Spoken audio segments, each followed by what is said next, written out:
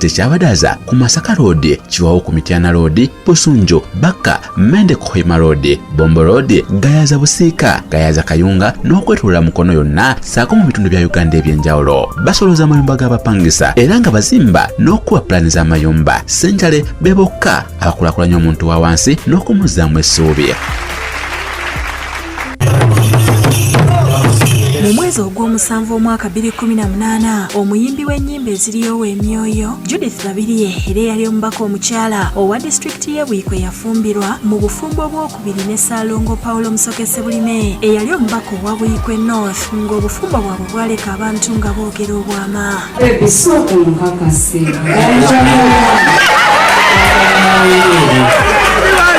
Ebizibu by'ebiseemu singa olayosibwa ate nkulabye webalejinza onsobola ompise Mukama. Kati mu katambi kafulumiza olwaleero ku mikutu emigatta abantu omuyimbi Babirye ng'asinziira ku kanisa ya River Jordan Ministries e Canada Yetondede ekkanisa bannayuganda na buli muntu yakosebwa olw'ekikolwa kye. Omuyinza w'ebintu byonna mu mikono gy'omwengwa ye gwe yatandika obulamu bwange era ye gwe abumaliriza. Wagamba Ibulayimu jjajjaffe nti tunuulira olwazi mwe watemebwa, nange ntunuulidde ggwe ayi kitange olwazi mwe natemebwa. Mu ngeri y'enjawulo yeetondedde abaana era n'abasaba obutakola nga ye kubanga kye yakola kyali kikyamu. Abaana bato abagamba nti nze bwe nkula njagala kuyimba nga Babirye Judith. Mbeetondera abaana ekintu kye nakola si kituufu temukikolanga, nakola kikyamu era kyekindeese olwaleero masaba munsonyiwe. Yetondedde Mukase Bulime Lukiya Ntale gwe yayingirira mu bufumbo ng'onaasabye Katonda amuwa omutima ogumusonyiwa. Sisobola kukaka kubanga okusonyiwa kitwala akaseera ate sisobola kusuubira njogera kunsonyiwa mbagirawo kitwala akaseera, naye nsaba Katonda akuwa ekisa mu mutima gwo omusonyiwe.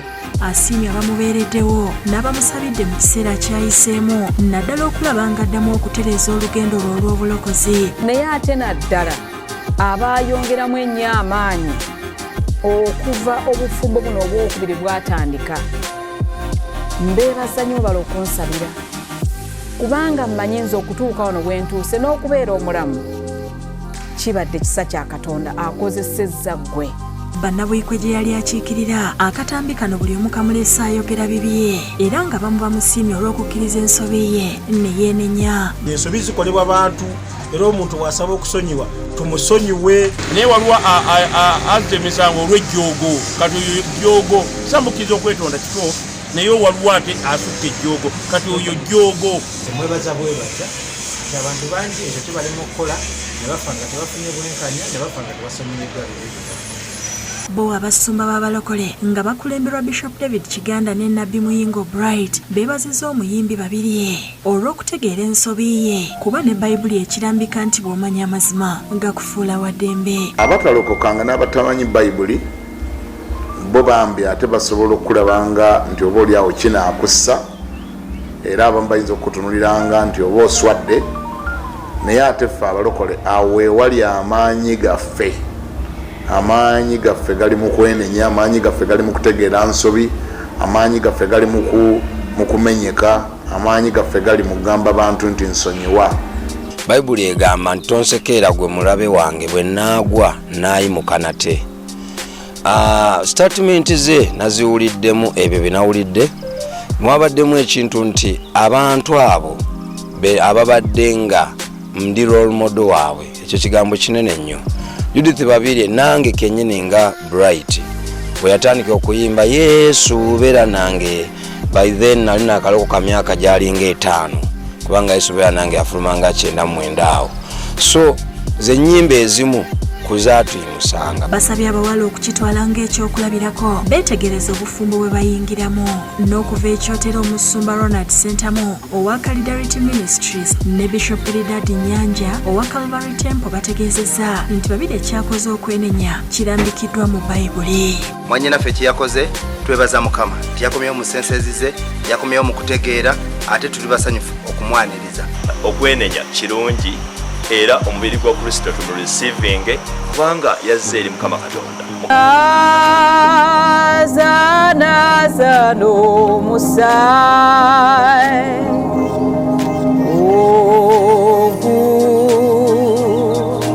singa byonna. Tekyabadaza ku Masaka Road, Chiwawu ku Mityana Road, Busunjo, Baka, Mende Kohima Road, Bombo Road, Gayaza Busiika, Gayaza Kayunga n'okwetulula mukono yonna saako mu bitundu bya Uganda ebyenjawulo. Basoloza amayumba g'abapangisa era nga bazimba n'okuwa pulaani z'amayumba. Ssentale be bokka abakulaakulanya omuntu wa wansi n'okumuzzaamu essuubi. Judith Babirye olunaku lw'oli yenenya ekigambo ekyo bw'otogikwatako egaga kati okomawo otubuulira. Eyo omusajja sebulime simanyi na bulime simanyani gwe wawasa yagaze yakoze ekyo. Judith Babirye wagenda mu parliament n'okwata ku amendment bill n'otugamba nti bw'otogikwatako constitution yegaga. Maama tuleke tulye ebigago byaffe, tuleke tubeere mu bigago byaffe. Neetonda olw'obufumbo buno obwokubiri bwe nayingiramu si kituufu kye nakola. Neetondera eggwanga Uganda, nsaba kunsonyiwa. Neetondera abakkiriza bonna, abaakosebwa, abanyigirizibwa n'abantu bonna abaagala Babirye, abaagala ennyimba zange, abaayisibwa obubi olw'ekintu kye nakola. Mbasaba munsonyiwe. Neetondera abaana abato, abandaba ng'ekyokulabirako, abaana bato abagamba nti nze bwe nkula njagala kuyimba nga Babirye Judith. Mbeetondera. Abaana ekintu kye nakola si kituufu, temukikolanga, nakola kikyamu. Era kyekindeese olwaleero, mbasaba munsonyiwe, buli omu nsaba onsonyiwe. Ekisembayo era nga kikulu nnyo, neetondera omukyala Lukiya Ntale. Nkusaba onsaasire, onsonyiwe ensobi gye nakola. Nsaba Mukama Katonda akuwa omutima ogusonyiwa. Sisobola kukaka kubanga okusonyiwa kitwala akaseera, ate sisobola kukusuubira nti ogenda kunsonyiwa mbagirawo, kitwala akaseera. Naye nsaba Katonda akuwa ekisa mu mutima gwo onsonyiwe.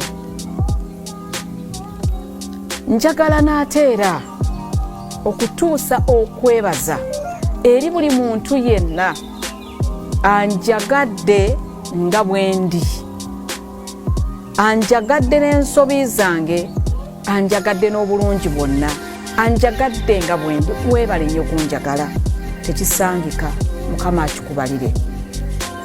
Ekisembayo njagala nnyo okwebaza nnyo emirundi ekitabalika abantu mwenna abansabidde mu kaseera k'empiseemu konna, abantu bonna badde nga basabira ministry yange, naye ate naddala abayongeramu ennyo amaanyi okuva obufumbo buno obwokubiri bwatandika.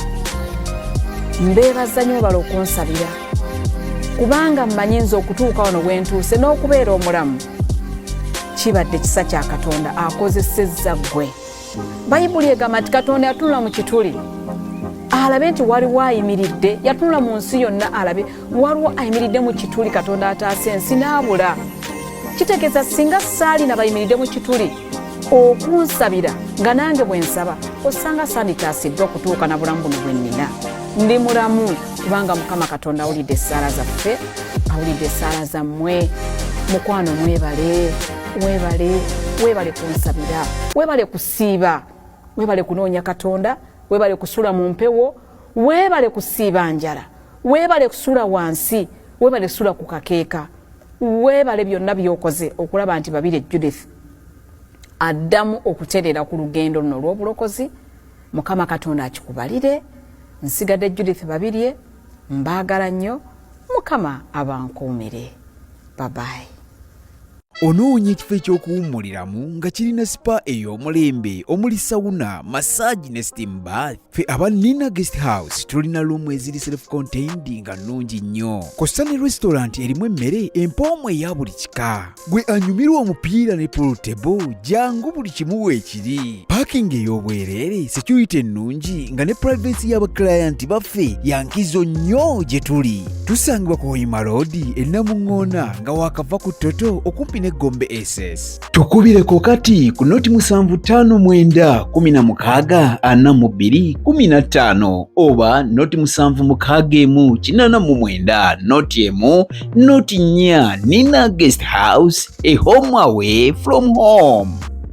Weewala abafere leka nkwanjuli Ham Connect UG ye kampani egenda okufunira omulimu ebweru w'eggwanga. Tulina emirimu egy'abawala n'abalenzi mu mawanga nga Iraq, Saudi Arabia, Iran, Bahrain, Qatar n'amawanga amalala mangi. Wano ku Ham Connect UG tutunda n'okugula emmotoka ssaako ne airport taxi. Gwe omwana ow'obuwala olina passport oba tolina, jangu ku ofiisi zaffe. Ham Connect UG emirimu gy'abalenzi nagyo tugirina nga ba security guards, ba cleaner, ba housekeeper. Gwe ayagala okumanya ebisingawo tusange ku FB Tower Building ewa Bakule room number C03 oba tukubire ku namba z'essimu zino noti 75979386 ne noti 7551559193.